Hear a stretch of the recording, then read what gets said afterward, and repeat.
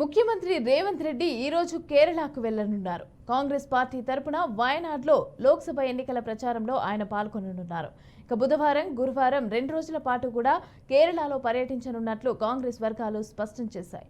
ఈ నేపథ్యంలో బుధవారం రోజున రేవంత్ హైదరాబాద్ నుంచి కేరళకు బయలుదేరుతారు. ఈ నెల 18వ తేదీన రాత్రి తిరిగి హైదరాబాద్కి చేరుకుంటారు.